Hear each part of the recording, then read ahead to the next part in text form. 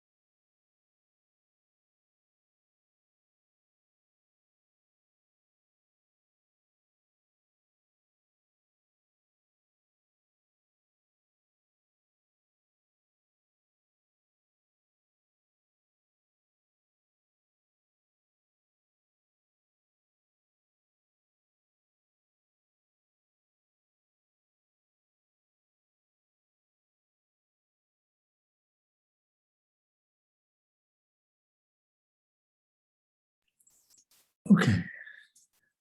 How you guys doing? We have any questions? Where we begin? All good. Okay. So where were we? We were talking about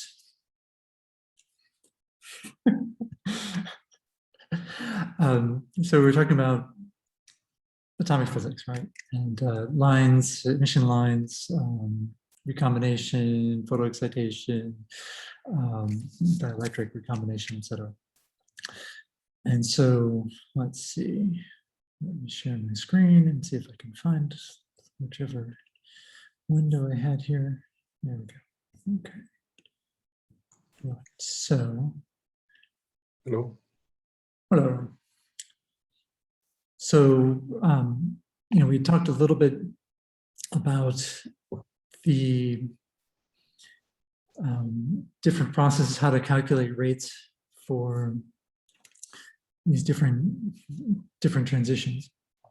And so once we calculate those things, or once we know these things, there are a huge amount of it basically opens up a huge array or toolbox with which we can use that emission to characterize the medium that it's being emitted from, through, etc.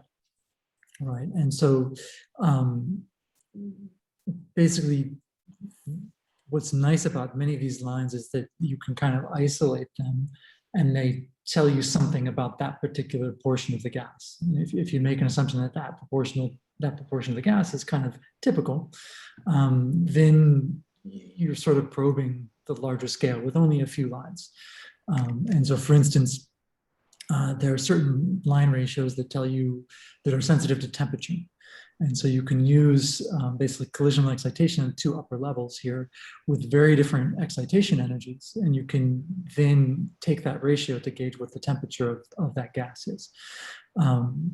You can also compare the recombination continuum and the emission lines from hydrogen and do something similar.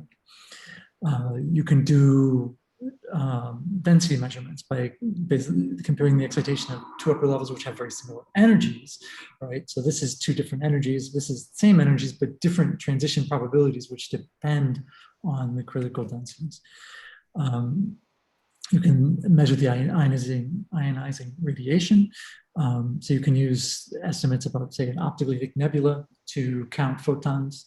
You can also look at the presence of ionization lines, which are only present if you have very hard radiation, very high energy radiation, UV radiation, for instance, of 30, 50 K, 30 EV. And so you can kind of probe what the hardness of the ionizing radiation is, how UV intense it is.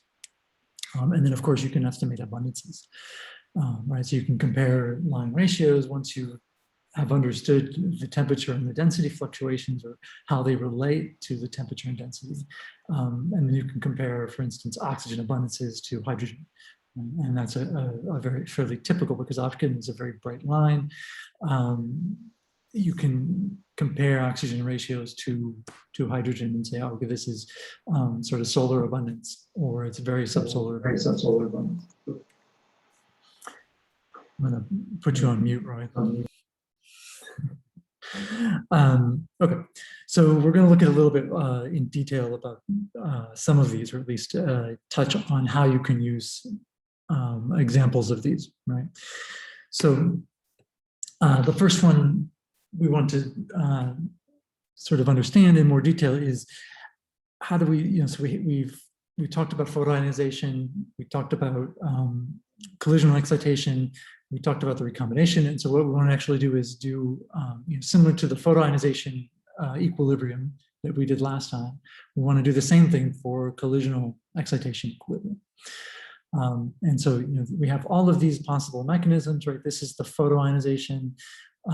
This is the de-excitation, or this is the de-excitation, this is the stimulated de-excitation. So equivalent to the photoionization, there's a collisional excitation version of that. And so you have collisional excitation, de-excitation, and radiative de-excitation. And sometimes the C's here are called Q. So in certain texts, you'll see it's Q, not C. But anyway. So if we want to compute this thing, so basically the overall upward rate of excitation is going to be given by the densities of the ion and the ion in the ground state, or the lower state, and the electron densities, and then this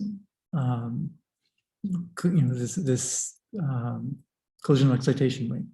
And so this thing is dependent on the cross-section, which is a function of energy. It's dependent on the velocity, which is a function of energy.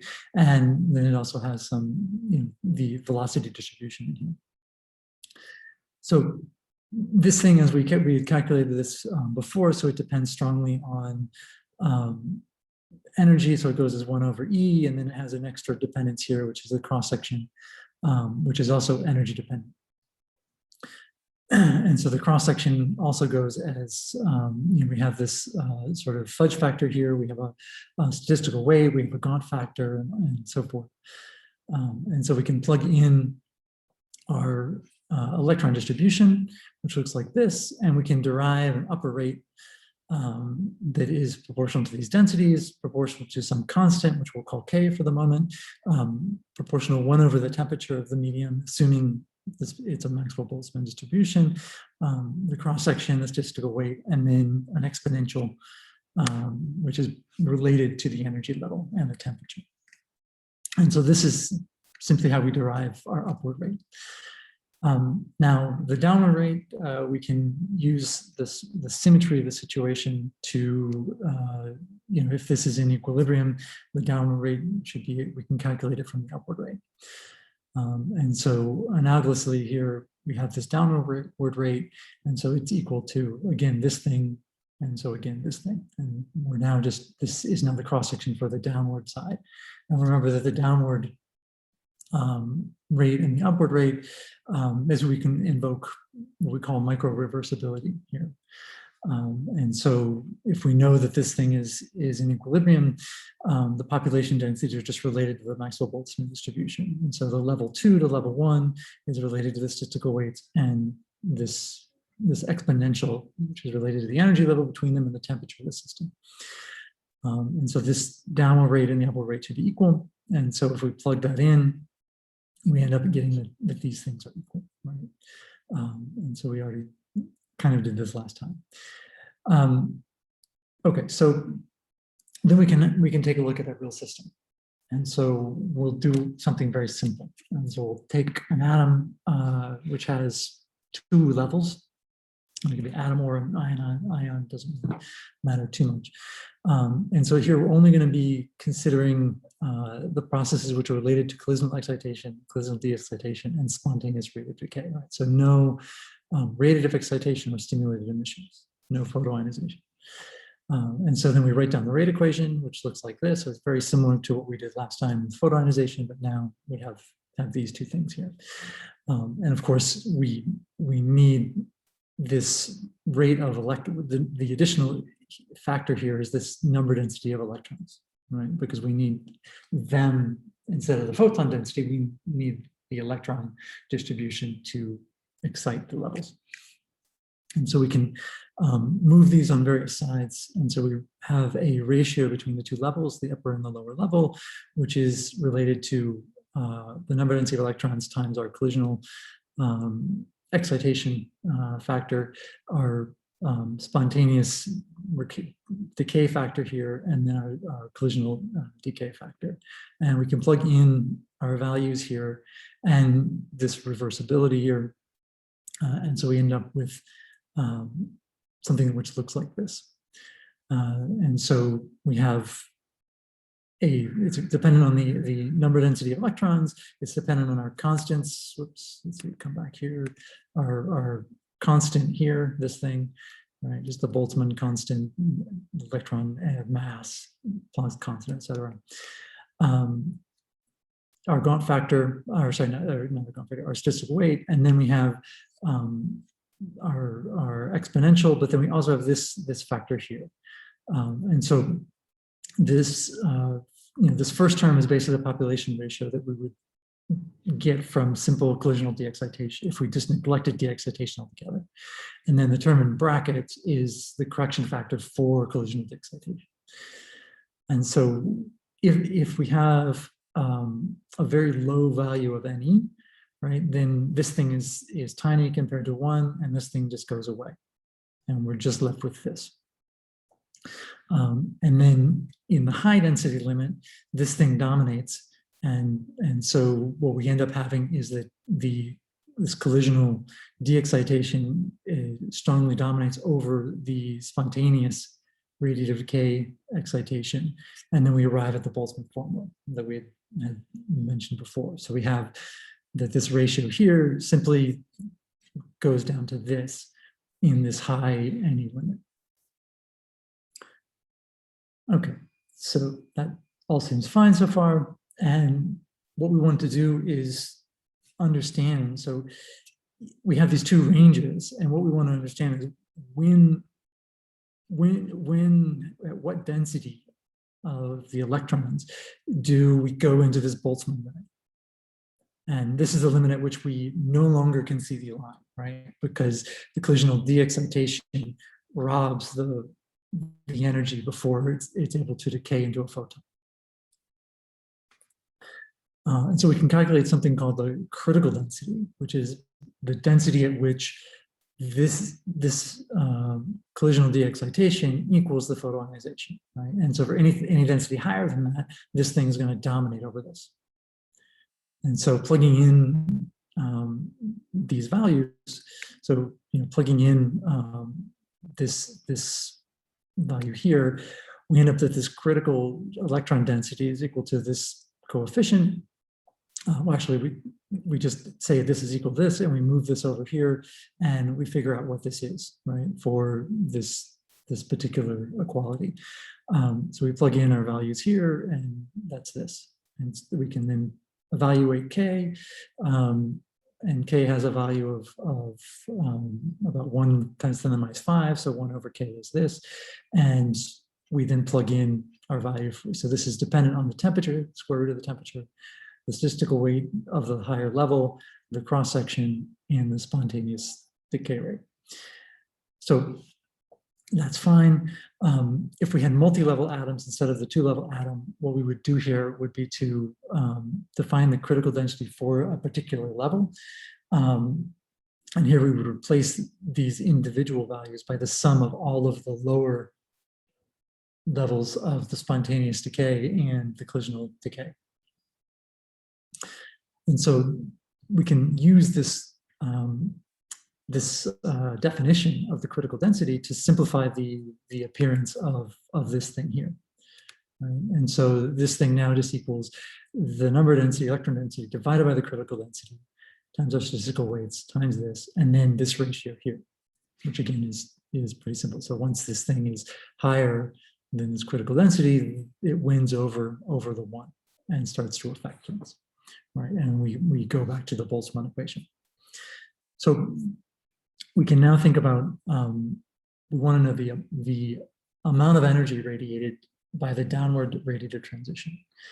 And so we can think about the amount of energy lost by the number of transitions that go through this process. And so this is just the number of transitions times the energy of the transition, right? So the number of transitions is how many atoms are in the upper state, the spontaneous decay rate, and then the energy. And that equals the total energy loss, which we'll call L here. And so this thing is just related to this times this. And this is a function of the critical density. So we can then sum all of our atoms into a total number of atoms in different levels. And so the N total is equal to N1 plus N2 because we're just talking about a 2-level atom, nothing more. And so if the densities are high, then basically N1 equals N is maybe not such a great approximation. But if the densities are relatively low, this is probably not so bad. So we can define N1 as equal to this, and then N1 will end up being related to the total number of N by this ratio here, which is the ratio of these two values divided by the ratio of our spontaneous decay times the total collision excitation, collision de-excitation. So this is the total number of atoms in a sense, and this is just the number that go into the lower state, right, from the upper state, either by collision or by spontaneous decay. And so we can then plug this back in here. And so we end up with a total energy, which looks like this. And so it's related to the energy of that level. It's related to the spontaneous decay rate and the total number of atoms now. And then this functional form of our different collisional excitation and de-excitation and spontaneous, all these rates, and the number of electrons. Okay, there's mostly just ways of manipulating this to understand the overall situation. If we then put in and plug in our explicit formulas for the collisional rates here, then we have something which looks like this. And so it's dependent on the total number of atoms, the total number of electrons, and it has our cross-section, our constant, our temperature dependence, our exponential dependence, and then our sort of critical density dependence here. And so in terms of, if we rewrite this in critical density, right, we see that it looks like this. So if we have a density which is very, very low, this thing just reverts to, like, this thing this is all 1, and so we just get this. And so this thing is more or less going to be proportional to the number density of the electrons and the atoms. At high densities, this thing wins out, and then we end up crossing some of these off, and so we have that this energy becomes proportional just to the total number of atoms times the spontaneous decay rate. And so this is more or less fixed. And so you end up sort of saturating this out. Whereas at low energy, low electron densities, it's this value, the total energy coming out, is proportional effectively to the electron density times the total density. And so it depends on the density pretty strongly, whereas this doesn't. Okay, hopefully that's clear. So one example of this is a very famous transition, which is carbon plus, or C2. And here you have this is the 2p ground state. It will split into the fine structure levels, so 2p 1/2, which is a lower level, and then 2p 3/2, which is the upper level. And these energies are split by an energy of 0.0079 eV or so, which gives it a wavelength of about 158 micron. So this is a far infrared line. It's actually one of the most important cooling lines that exists in astronomy.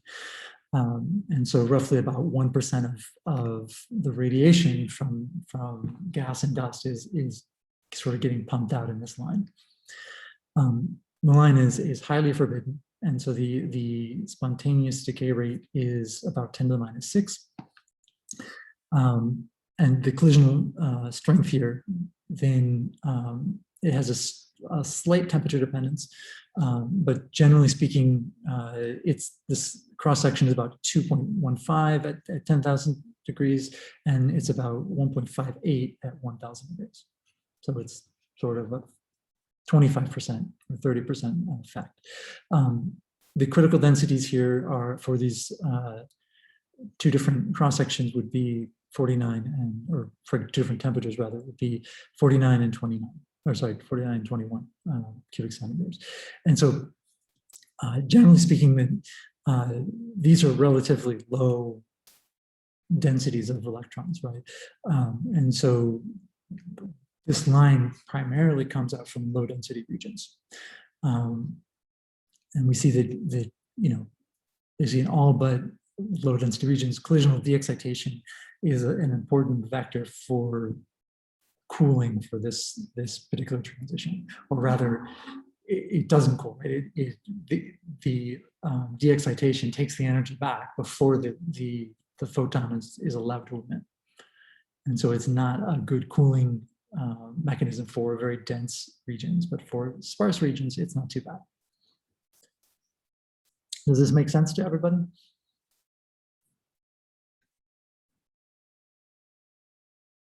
No questions?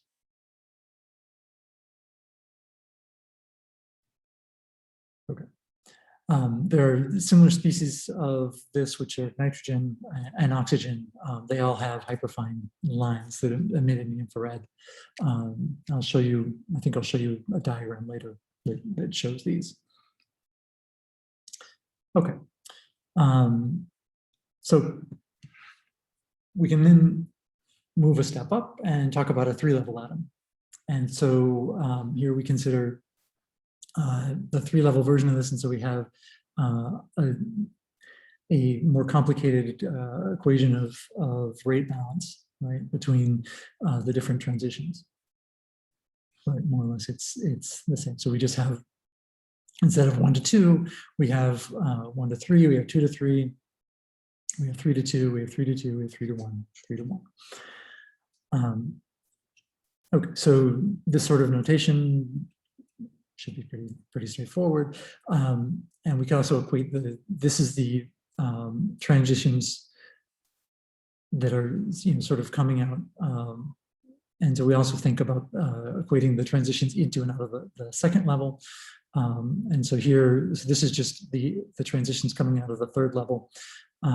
This is the transitions coming out of the second level. And so we actually have 2 equations now, right, that we need to balance. And then the total number are the number in the first, the second, and the third level. And so then we can articulate a couple of expressions about the relative populations here. And so generally speaking, we want to get at a ratio of n3 to 2, and then also n2 to 1. And so we can isolate the terms of n1 through these various equations. And so we can take something which is like this. So we have this ratio, which is n1 of the collisional rate to 1 to 3 versus n1 collisional rate of 1 to 2. This, of course, drops out. And so the rate of this is equal to this combination of factors. And then we can, once we sort of cancel out the 1, we can solve for these quantities n3 to n2. And so n3 to n2 is just a larger set of these rates. But one can do this relatively in a straightforward manner. Okay, so then we can think about what this might look like for a couple of situations. So one, basically these are, this particular 3-level atom you can see in oxygen and nitrogen, they're fairly common. So the oxygen 3 line, which is a huge, the important line in the optical spectrum, 5,007 angstroms and 59 angstroms, is one example of this sort of 3-level atom. Another one is nitrogen 2. Another one is neon 4 or sulfur 3. So generally speaking, these atoms all have a 3p ground state, and then you have the hyperfine portions of them, so 0, 1, or 2. So it looks like this. So this is the ground state here, and these are in fact the infrared lines, the fine structure lines, which are lines in between the ground state. And then what we're talking about are the transitions from this state here to 1s0 and the 1d2 down to the 3p whatever. So generally the first excited state of this is, as I said, the 1d2, and then a much higher excited state is the 1s0. And so again, these are forbidden lines because they're spontaneous decay rates are of the order of tens to 10 to the sort of let's say, yeah, I guess 10 to the minus 5 or something like that. Right, they don't get down to 10 to the minus 10, which is what regular allowed transitions are.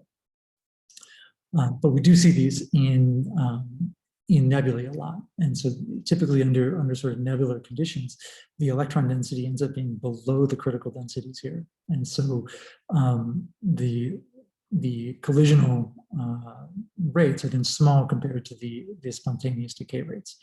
And so then the equation above becomes something which looks like this. And so we end up having this thing, it reduces to something which looks like this. And so this is a lot easier to calculate in this sort of situation. And then this ends up being a good approximation if this rate is much less than this rate. So we can get rid of this term.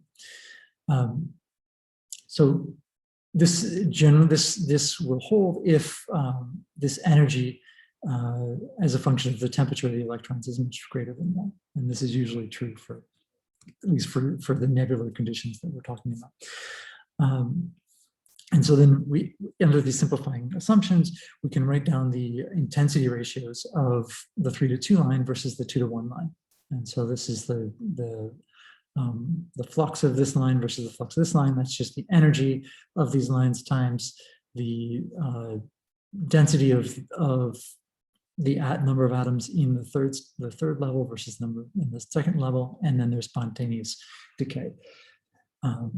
Again, we can plug in what we know about this ratio, right? We can plug in this, and so we have something which is relatively simple.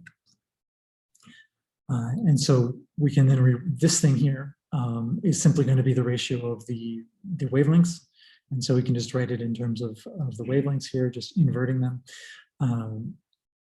And then we also have this thing here is just the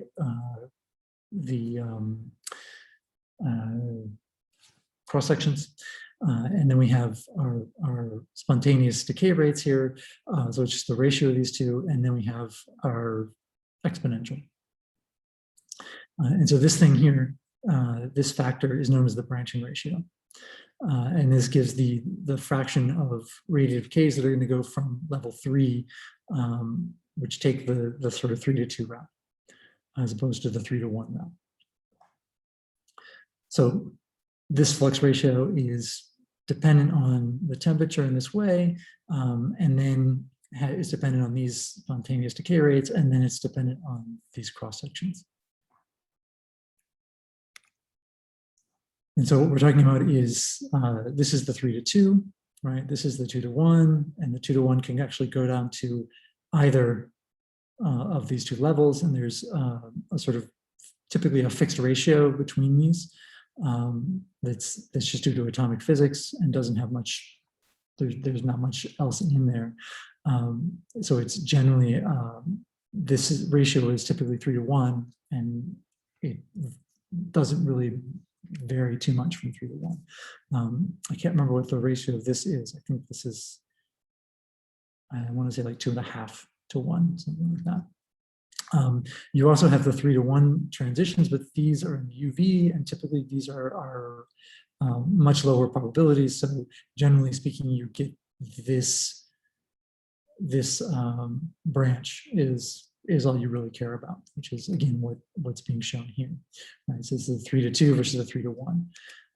These are both observed in the optical. This is at 4,300. This is at 5,000. So typically you can get this in a single spectrum. And likewise, this is nitrogen 2, and you can get the same, right? You can get this in the optical spectrum. Typically, you can get all of them in the optical spectrum. So you have both these lines and these lines to give you an estimate of the temperature potentially. In general, the brightness of this and the brightness of this are much lower than this. And so this goes relatively slowly, and then this goes relatively quickly. So that's where you see these lines. So we can think about this particular transition. So the 3:2 gives rise to this line here. The 2:1 gives rise to these two. And so we can define the ratio R as the intensity between this one and this one.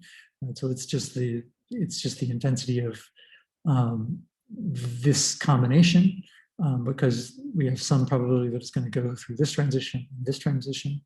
Oops. And so this is the overall ratio.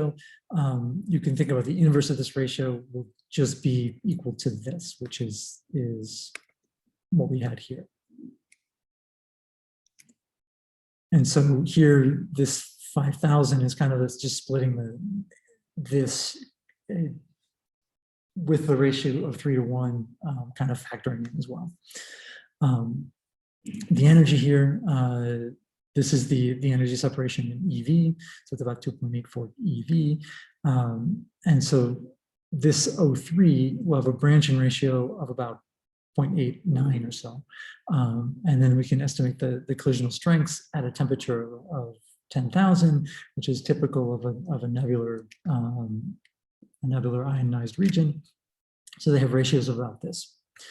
And so if there's a mild temperature dependence here, which I'll show you in a second, but generally speaking, if we insert these values in, we end up with a ratio which is sort of mildly temperature dependent here, where we can solve for the temperature, and then the ratio looks something like this. So it's roughly 33,000 Kelvin with this log or natural log value of R here.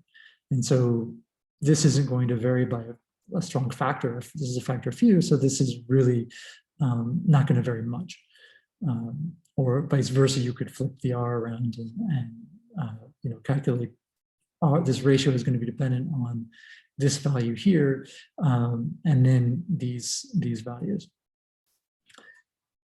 Typically, you can either do this as the combination of these two lines, or you can do it as the intensity of this line divided by this line. So that's what this is giving. And so this ratio here is simply a factor related to this ratio here, because this line is always 3 times stronger than this one. And so you could, likewise, you could have this temperature dependence be a ratio of this divided by this thing, which is slightly easier to calculate. Okay, so basically, as the temperature increases, the electron velocity increases. And so this is going to increase the population that lives in the higher level, S0 the 1s0 level. And so this intensity of radiation will increase relative to these as the temperature increases. For very low densities, this ratio will only depend on temperature. And then when you get above densities about 10 to the 5, which is pretty high, this transition, so this one gets collisionally de-excited. And so you start to deplete this ratio, right? So that in terms of the full-blown temperature and density dependencies, this ratio divided by this, and sorry for the different nomenclature here, such as J is emission density, emissivity. So generally speaking, you have a very mild exponential dependence of the temperature here, which is right the same thing that we were talking about here, and then we have this extra factor. But notice this is a very large factor, and so for densities of about 10 to the 5, then this thing becomes about equal to 1, and then you have a temperature dependence, which is going as 1 over the temperature dependence. So if this is 10,000, that's still pretty small. This has to be pretty high, right? So this has to be 10 to the 7 or something like that to offset this, to make this actually start to change this ratio. So what does this actually look like? So this is now the temperature versus the line ratio, and this is for several different line ratios. So and the particular one we were talking about is this one right here. And this is why I plotted J, because J is what's given in Osterbrock. This is a plot from Osterbrock. And so you can see that the line ratio is giving you an estimate of the temperature with a sort of as long as you're in the range where the density limit is low, you're more or less fine. And so you can actually see this is the ionized fraction of oxygen as a function of temperature. So this is just a cutout. So this thing here is living right sort of here. Whoops. Right, so this is 2 times 10 to the 4. So this is right here. So it's mostly all in neutral oxygen, but then there's a little bit that's sort of excited. And so the oxygen 3 is there's a little tail that goes down here. So once you get to very high temperatures, then this thing kind of flattens out and the line ratio sort of plateaus. This is just one of those. So the other one I mentioned was nitrogen 2, which is, let's see, one of these. I think it's the other dark line here. Right here, then you also have oxygen 1, which is another version of this, which is much less intense than the 5007, but you do see 6300 and 6340, 6364 divided by 5577. Then you also have neon 3, which is another one here, and you have sulfur 3, which is another one. But these are generally not very common. This is sort of common in some situations. These two are the most common to see. Okay, so that's the temperature dependence. And there are various different species that are sensitive to that. This is just a comparison of the temperature from oxygen 3 versus the temperature from nitrogen 2 or the temperature from oxygen 2, which actually isn't shown here. But you can see that there's rough agreement, but there are some discrepancies, right? There's a dispersion here. This is not a huge range either, right? This is only a factor of about 2 in temperature. And generally, most of the ionized regions will have you can guess that they're going to have a temperature of about 10,000 or so when you see them. So these are just from H2 regions from M101 and from NGC 2403. And what's interesting, I guess, is, yeah, there is some disagreement. And the point here is that the gas that's giving rise to N2 might be slightly distinct or in a different sort of spatial location from O3. And you can think of this mentally if you have a central ionizing source, and you're going to have shells of different ionization, which are going to be dependent on the energy level and the radiation that's coming out. And so you can get slight offsets in the locations of these different species. And that's probably what's driving some of this dispersion. Are there any questions? I have a question. Yeah. Technically, these lines are in different wavelengths. And so in order to properly account for the temperature, since we are comparing the ratio between the intensities, we need to account for the extinction and all the effects that can happen between the source and we and our. Yes. Yes. And yeah. So you need to somehow either correct for it or use things that are immune to it. So line ratios that are going to be affected similarly by the extinction, right? So then they divide out when you take the ratios of them. Okay. And it is possible that, for example, this is one of these specific lines can produce another physical effect. I mean, for example, can ionize some specific part of the medium, or I mean, my idea is how much in detail we need to analyze the ratio between the lines, because each of the lines are different in different wavelengths, and maybe one can be affected by other effects and the other is not as affected in the right. same. And so I mean, certainly you want to be careful that you're in the regime where you can trust right, where you can trust what's going on here. And so, you know, there are some regimes where you have to be a little bit careful, but this ratio, there is a degeneracy with the extinction for sure. If you can get a handle on extinction, you can correct it, and then you, in theory, should be able to pull out the temperature of this particular portion. You know, so but again, this is from just the 3 levels, and so there could be a spatial differential of the ratios. And so then you would need spatial information to ultimately, or a model to ultimately piece that out. Right. So it can get pretty complicated. I mean, so this is why you would use cloudy, for instance, is because you would have a model. This is your density. It's smooth, or it radial is declining or something, right? And then you could actually calculate as a function of radius, what's the change in the ratio, line ratio? Or if I average over the entire thing, because I can't resolve it, what's the average ratio, and how do I use that to interpret anything in there or not, right? Because it could be insensitive. Yeah, so there are immense amounts of complexity that could come in here. And yeah, it is what it is, right? I mean, you're using this to make an estimate. And so if you can demonstrate that you have confidence in that it's robust, great. And this is kind of why you would do something like this, right? So measure the temperature from 3 different species, and okay, they all agree to, you know, within a factor of 10% or 20%. Great. Maybe that's all you care about. Right? It's not going to be an order of magnitude this way or an order of magnitude that way. And so then you can kind of say, okay, you know, we're in this range.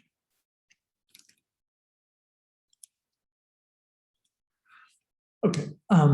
Another way to do this, and again, it's a way then of cross-checking, right? So it's another version of cross-checking, is actually using this with hydrogen. And so hydrogen, this is the intensity of H beta from the Balmer series.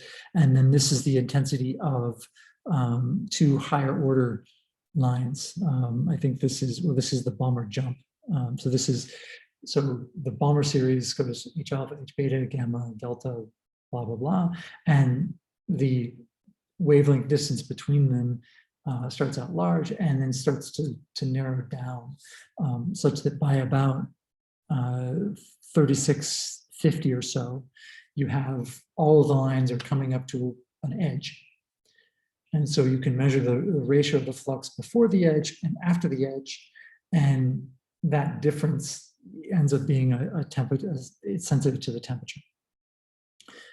And so you can either measure the the continuum versus H beta, or you could measure this break or this Balmer jump, and both of them will give temperature measurements. So you can see that this is the functional form versus temperature.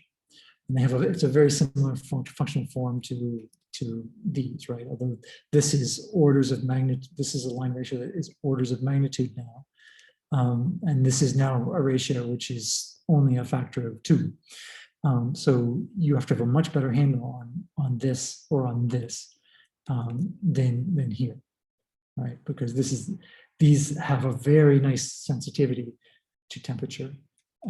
These have a very weak sensitivity to temperature. Nonetheless, it's there. You can make a check. So this is somewhat density dependent, and so you can see the different density ratios here. So this is for 1 centimeter. This is for 10 to the 4. And so again, you can sort of check this. Now, this is sort of useful, but there have been noted in H2 regions like Orion. So our what I would say is supposed to be our ground truth, right? It's the nearest big H2 region to us. There are sort of weird discrepancies between collisionally de-excited lines and recombination lines. And so what you get out of those two differ by more than the errors. And it's not exactly understood what's going on, except what it might mean is that the medium is not homogeneous. And so, the collisionally de-excited lines, which are these guys, are giving you one estimate of the temperature, and the recombination lines are giving you a different estimate because the distribution is not uniform. And that is just tricky to deal with. Right? So yeah, you should always take these with a picture in the back of your mind that they are not ground truth and that it's still an open area. Okay, further questions? So actually, this is the H beta equivalent width. So the equivalent width is the same as this, right? So it's the inverse of this. So the H beta divided by the continuum is going to give you something, the H beta equivalent width, and this width is shows you sort of as a function of temperature and density. The equivalent width is in angstroms, and so this is 3,000 angstroms, 800 angstroms, 400 angstroms. So you can see where there's a density effect, right, and where it's mostly a temperature effect. And so, generally speaking, above a temperature of about 10 to the 4, or maybe even about sort of 5,000 or so, this is mostly sensitive to the temperature. And then below that, you have a strong density effect, which comes in. Okay, questions?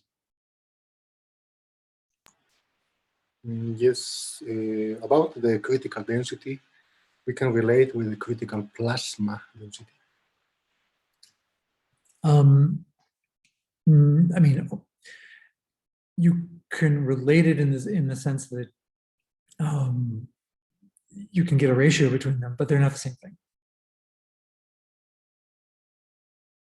Right, this is the critical density for atomic physics, and the critical density, the plasma critical density, is related to effects of either the propagation through the plasma of light, which they're different regimes.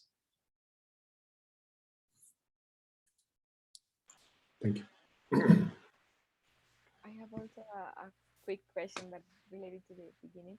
It is possible to perform these diagnostics in inverted populations, like in mesas? They don't become meaningful there, because you have to have something that's in equilibrium, and by definition, the maser is kind of out of equilibrium, in that you're pumping this thing in a way that isn't necessarily supposed to be in equilibrium, right? So yeah, it's tricky. But no, these won't necessarily work for that. No. But it's only certain lines that you can maze anyway. They have to be lines where you can drive an inverted population. And so there's a certain set of lines that are well known for mazing, of which the water molecule is typically one of them.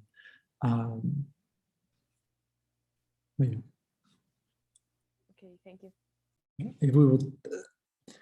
I will touch upon masers, I think, next week a little bit, but I have like 10 slides on it, and I'll probably go through them very, very quickly because they're at the end of something.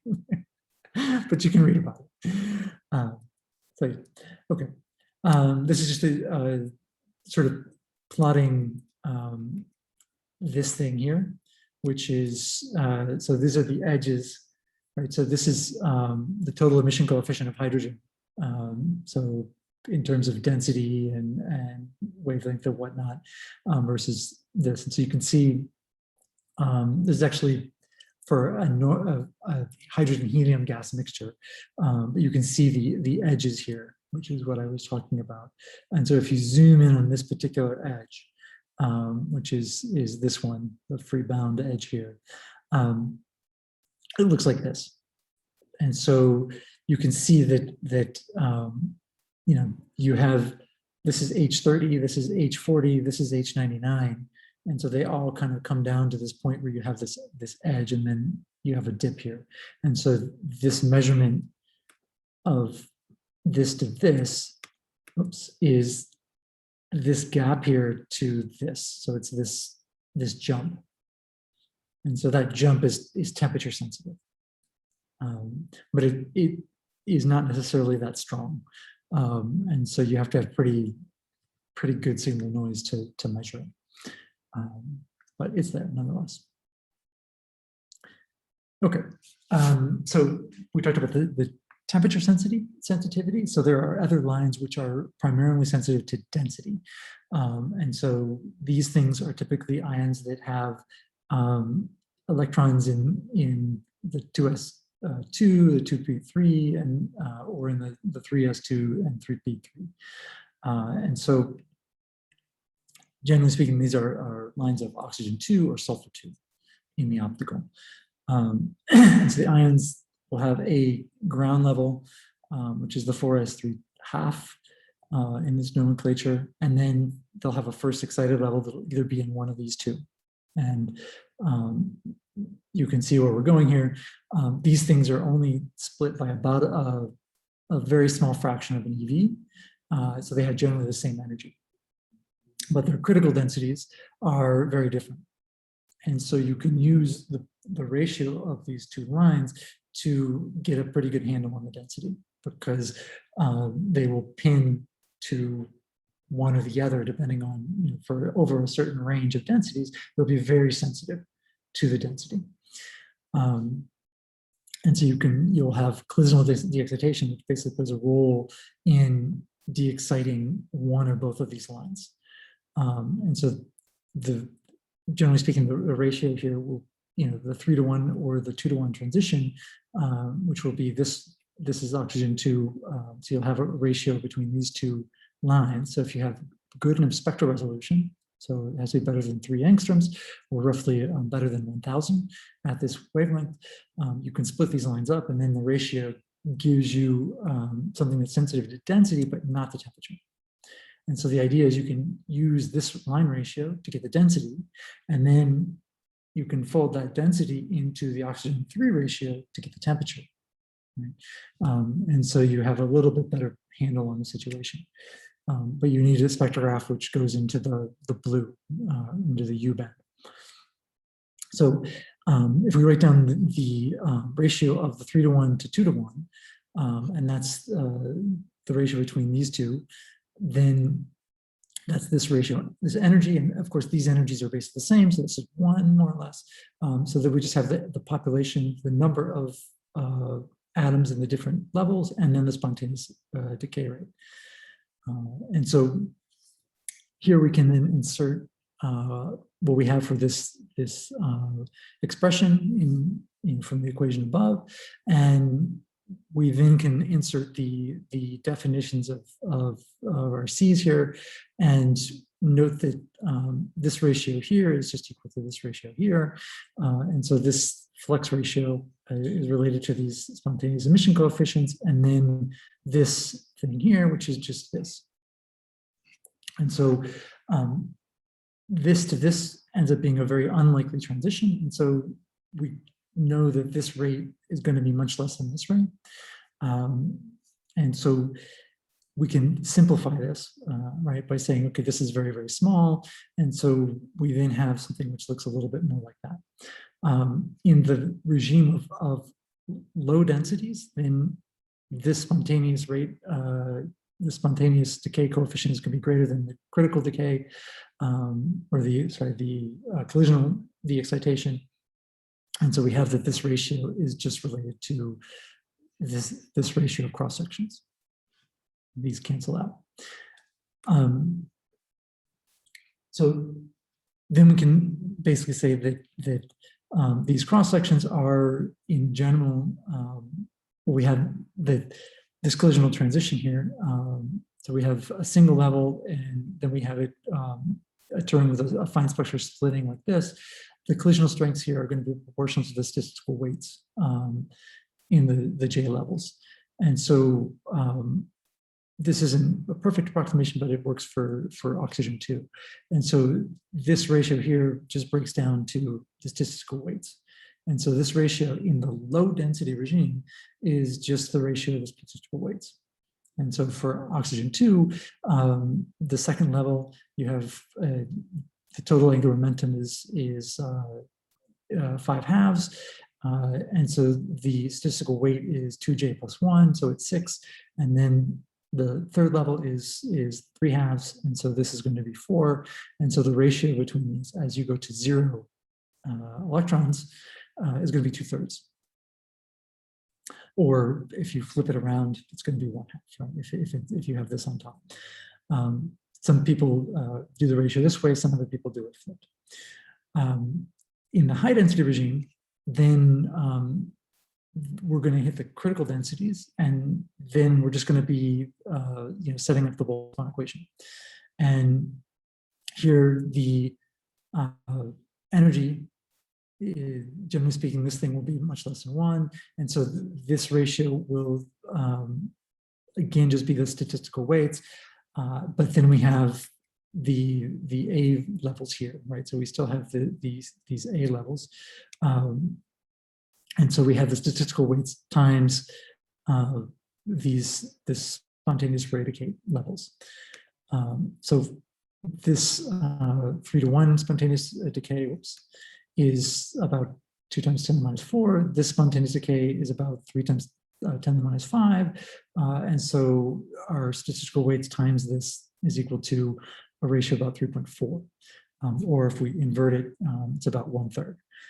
So we have this range between 0 and equals 0, which is going to be 0.66, and n equals infinity, which is going to be 3.4. And there will be some range, sort of plateau, around where the critical frequency is, and then it will sink down to 0. And so if we want to understand exactly what the functional form is, we need to calculate the line ratio as a function of NE. And so here we can ideally we would want to use the full n level equations and factor in all the multiple levels, not just a 3-level system, but go to 5 levels or something like that. But nonetheless, we can kind of do that. And so this ratio is given by Osterbrock, and he plots it in terms of these ratios, not these ratios, so it's inverted. Another version of this is as I said, the sulfur 2, and so this has a ratio this, and I'll show that in a second as well. So actually, I'll show it now. So these are the levels here. This is the sort of oxygen 2. These are the D levels down here, and this is the 4s0 level. And so these are the lines. These are the line ratios we're talking about. or these two. And so this intensity ratio goes from, remember this is now inverted, so it goes from 1.5, which is the n equals 0, down to 0.3, which is the n equals infinity. And so the functional form looks something like that. And so over this range of about 10 to the 4, 10 to, no, sorry, 10 to the 3, maybe 10 to the 2, you see this ratio has a very strong dependency on the electron density. And so different line ratios will have different density dependencies. And so if you find the right one, right, you might find that the density is too high, it's at 10 to the 5. And so all of these line ratios are pinned. But then there may be another line ratio of a fainter line, which is very sensitive to this. And so if you get enough signal noise in your spectrum, you may be able to probe the exact density pretty decently. Note here that actually this electron density does have a temperature dependence. And so there is a factor here. Okay, so sort of coming back to this, if we think about the collisional terms, so the collision, the excitation as just being the number density of electrons divided by the square root t, then this introduces this dependence here, right, which is what I was showing here. This is just the same dependence here, but in terms of 10 to the 4 divided by t. And so generally speaking, at a temperature of 10,000 and a number density of 10 to the 4, x equals 1.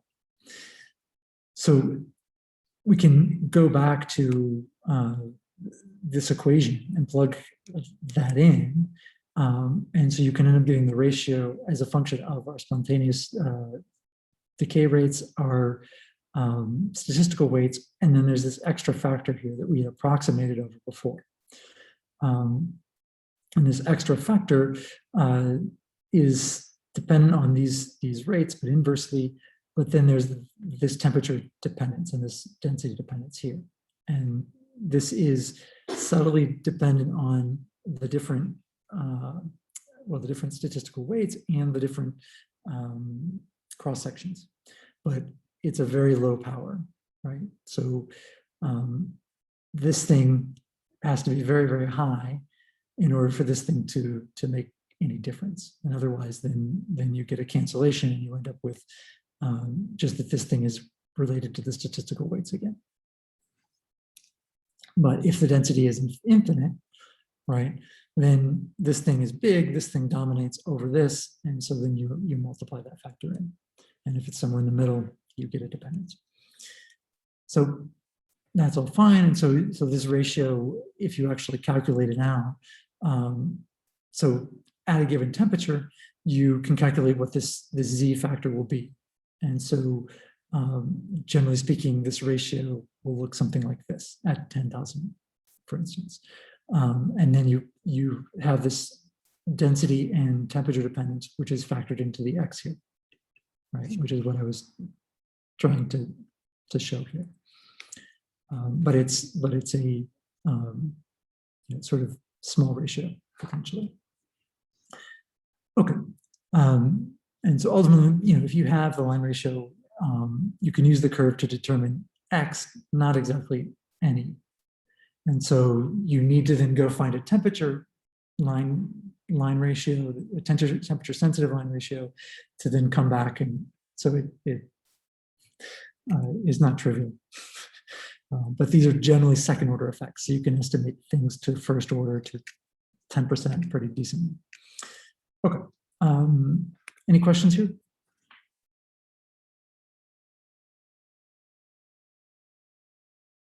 No, okay. So another thing which is probably useful to sort of understand is when we talk about hydrogen, generally speaking, we can calculate the ionization of hydrogen. It's the most dominant element. One of the issues here is that when you have ionized nebula, so if you have a strong wind sphere, there are two general assumptions that depend on the fact, if you calculate the decay rates to Lyman alpha, they're relatively fast. And one issue here is that the absorption of Lyman alpha actually is also has a very, very high probability of happening. And so there are sort of two extremes that you can make assumptions for, and they allow you to do different things. But one is so this recombination. If you have recombination, you can say, okay, well, everything recombines to the n equals 1 level, which is Lyman alpha, and then the Lyman alpha escapes, and that's known as case A recombination. So generally speaking, once the Lyman alpha photon is made, it just escapes, and there's no reabsorption of it. This is known as the optically thin case. In most typical situations, the density of hydrogen is high enough that you get almost full reabsorption. And so in the disk of our galaxy, for instance, in H2 regions, it's generally always the case that case B works better, that no Lyman alpha or very few Lyman alpha photons escape. And so in this case, right, they're all reabsorbed. And so what you end up seeing is then those downward transitions between to the first level, they don't count for anything. Like none of the energy gets out. And so it's all recycled into the upper levels. And so then what you end up finding is that most of that emission comes out in the Balmer series rather than in the Lyman series.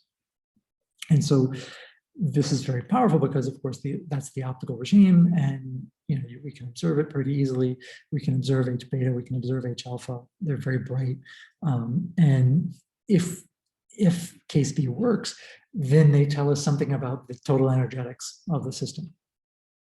So case B is generally very interesting for astrophysics, and so you can then sort of use it based on ionization balance. Every ionization results in a recombination, and then the recombinations to the ground level aren't counted. So when you do the rate equation and you do the equation, the rate balance, you don't need to factor in that last level. And so the electron decays downward, but the decays don't count, right? And so then that means you can assess most of the energetics just from the Balmer series rather than the Lyman series. And also means that the Lyman series is not very trustworthy because of the fact that it's just very easily absorbed. And so generally speaking, if you count the number of Balmer photons, that's going to be almost directly proportional to the number of ionizing photons from the central star or the central stars. And so this is very powerful. Right? And so you'll often see people will use case B recombination to simplify things. And then further than that, they will use recombination rates, which are fractionally related to so they'll say, okay, the recombination rate of H beta, we're going to renormalize it so that it's proportional to all Balmer series lines, or all emission lines. And so you'll see the effective recombination from H beta under case B is just taking this one line and saying the strength from that one line, excluding any effects about extinction, which are problematic, right? You say, okay, this line intensity is going to give me, is in proportion to the number of ionizing photons, which is pretty powerful. Okay, so with doing that, then you can actually estimate not only what the ionization of the source was, but you can also actually use the number of H alpha photons to estimate the mass of H alpha, or sorry, of hydrogen. All right, so this is determining the mass from emission lines. And this is just the simplest case, but you can do this for other atoms as well. But generally speaking, like the mass of oxygen is not going to necessarily tell you much, because you need to know the solar abundance, and then you have a huge uncertainty in it and so forth. Whereas this is a pretty solid number in terms of the total mass of the system. So we can determine the number of emitting photons from the line strength, right? So we have the emission line, we integrate over it, and we have some intensity, and each photon there is related to an atom. And so we can measure that in H beta, we can measure in H alpha, and so forth. And this is going to be less influenced by radiation transfer effects than H alpha might be, or Lyman series in general. And so we can think about the emissivity of H beta is equal to the number of electrons, the number of protons, the recombination rate, and this is just the recombination rate of H beta. And so this is proportional to the energy, and then divided by 4 pi, so for the volume. So this particular value, we can make the assumption that more or less there's parity in charge, and so the equal number of electrons and protons. And so this is equal to NE squared. And then we can further make this estimate that the effective recombination coefficient for n equals 4 to n equals 2, which is H beta, is given by this value here. And so it's slightly different from this.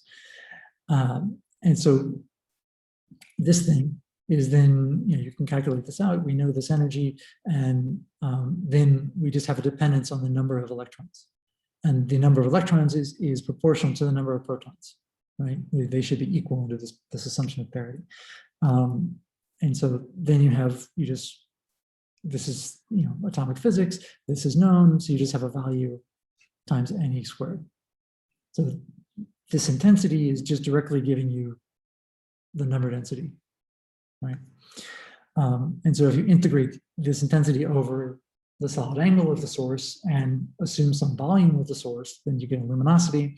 And so this luminosity is going to be proportional to this number density squared, or proportional to the number density squared over the integral of the volume. And of course, this is the emission measure, right, that we had calculated before from various other techniques. And so you can use those techniques to make checks and balances. And then we have, typically there's a filling factor here. So there's a fudge factor F, which just tells you sort of the inhomogeneities of the medium. Okay. So in doing that, so we have the number of sort of the mass of protons. We can also use that intensity to estimate what the number of ionizing photons are, and this is called the Zanstra method. And so here we use this flux to count the number of ionizing photons. And so if we have some flux F nu in the outer continuum near H beta, then this ratio tells us the temperature of the star, whatever the central source of the ionization is, assuming it has a sort of black body type structure. So we can calculate the number of ionizations per second, which is just the luminosity divided by the energy going from the initial energy of the transition all the way up to infinity. And so this thing is just going to be equal to an integral over the volume times the number density of protons and electrons and our recombination coefficient. And so then this is the number of let's say total hydrogen. And so this is just the number for H beta.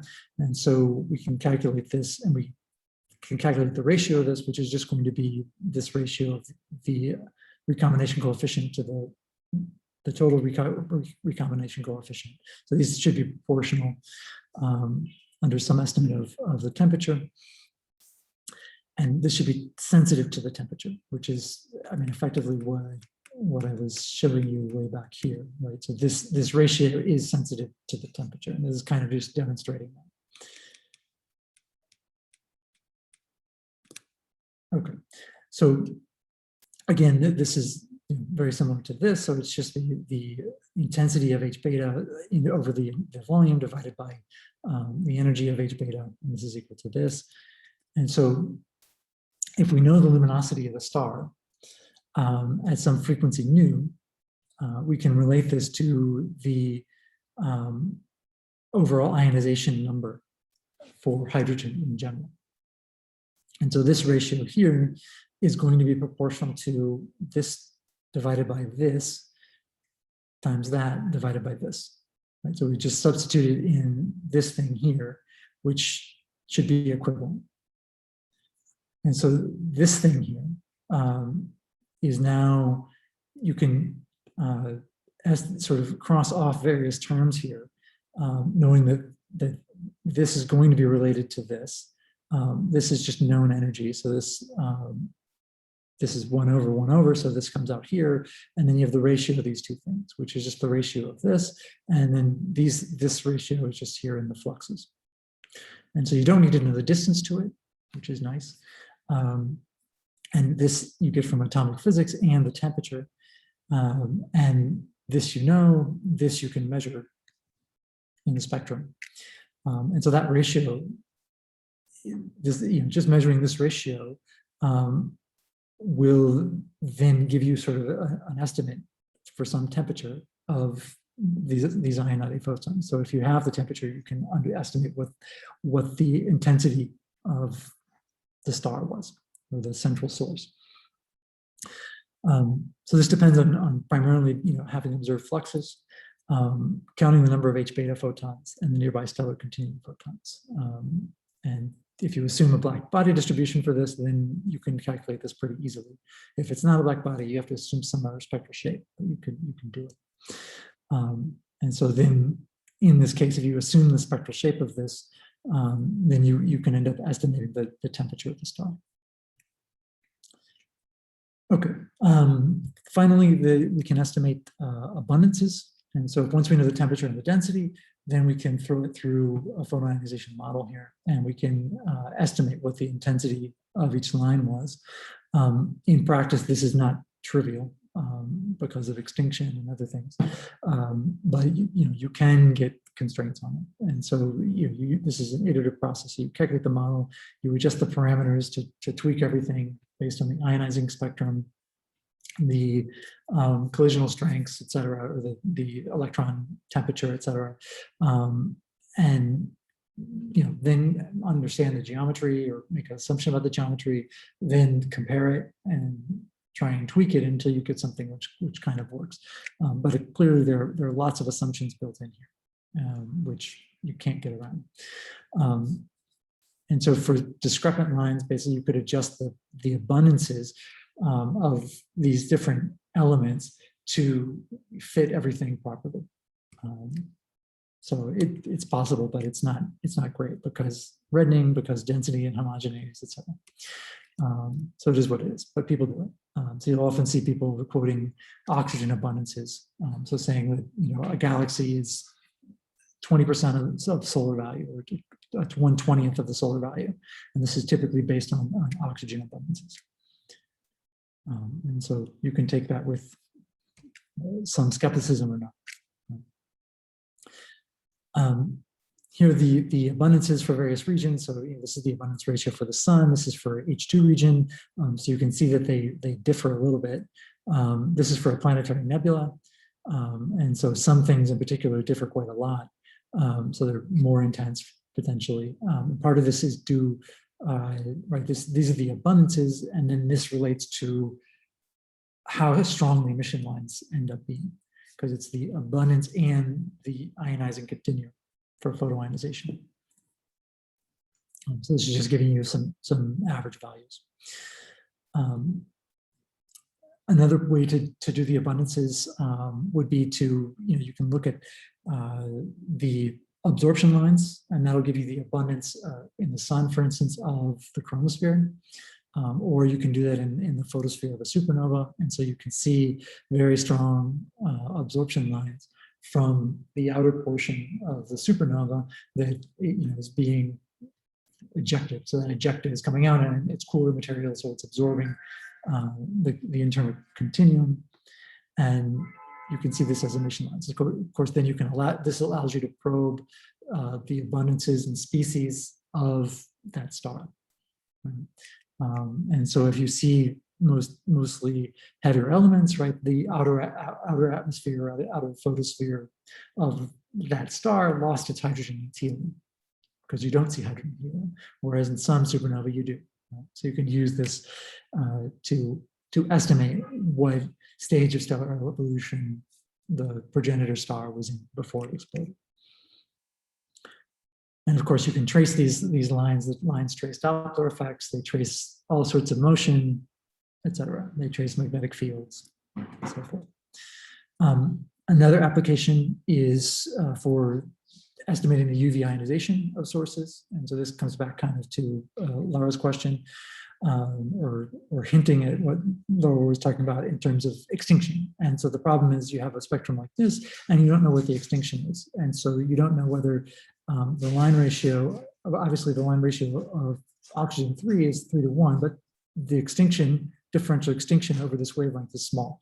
But the ratio of H beta to H alpha is very dependent on the extinction, right? Because this is now it's 30% of the wavelength, or something here, oxygen 2 and oxygen 3.